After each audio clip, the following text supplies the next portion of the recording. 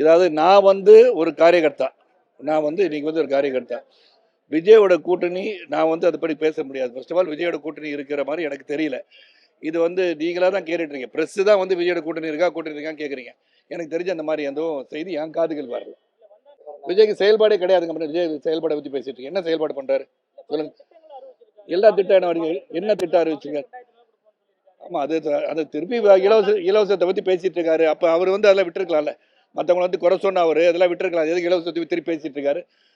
Freebie by economic principles itself freebie should not be allowed. But நம்மளுக்கு வந்து மக்களுக்கு தேவைப்படுவதற்கு நம்ம இலவசங்கள் கொடுக்குறோம். ஆனால் இவர் மட்டும் இந்த தேர்தல் அறிக்கை இலவசத்தை பற்றி பேச வேற எதுவும் சொல்ல வேண்டாம். புதிய கொள்கைகள், புதிய ஆட்சி முறை கொண்டு வருவோம் ஏதாச்சும் சொன்னார். ஒன்றும் சொல்லலையே. First of all I don't like to talk about Vijay. யாரு? ஃபர்ஸ்ட் ஆஃப் ஆல் ஊழல்ச்சி ஆட்சி கொடுப்போம்னா அவர் சொல்லணும். வேற என்ன சொல்ல முடியும் அவரால்? என்ன சொல்ல முடியும் சொல்லுங்களேன்.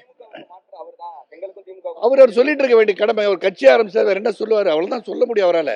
வேற எதுவும் சொல்ல முடியாது அவரால். Yes no policies. அவர் கொள்கைகள் கோட்பாடுகள் எதுவும் இல்லாத ஒரு மனிதன் அவர். எல்லா பக்கமும் வருங்க. நான் 1996 போகும்போது இளைஞர்கள் கூட்டம் வந்திருக்கு. அப்ப நீங்களாம் இல்லை இல்லையா? சோசியல் மீடியாவும் கிடையாது. அதெல்லாம் கூட்டத்தை வச்சு ஒன்றும் கனெக்ட் பண்ண முடியாது. இதெல்லாம் இது அரசியல் களம் செல்லும் போது அங்கே என்ன நடக்குது, நிலவரம் எப்படி இருக்கும் என்பதை நீங்கள் சென்ற பிறகு பார்க்க வேண்டிய ஒன்று. அவருக்கு அரசியல் வருவதை நான் வரவேற்கின்றேன். ஆனால் கொள்கை கோட்பாடு இல்லாத ஒரு இது ஏதோ பேசிட்டு இருக்காரு, அவ்வளவுதான். நான் தேர்தலில் போட்டி போடுவதில்லை பல தடவை சொல்லிட்டேன். என்னுடைய பயணித்தவர்கள் கண்டிப்பாக போட்டி போடுவாங்க. வாங்கட்டுங்க. 15% நீ 15% வாங்குவார் என்று சொன்னால் கூட, உங்க கருத்து கணிப்பு அப்படி இருந்தால் கூட ஒரு சீட்டு ஜெயிக்க மாட்டார் விஜய்.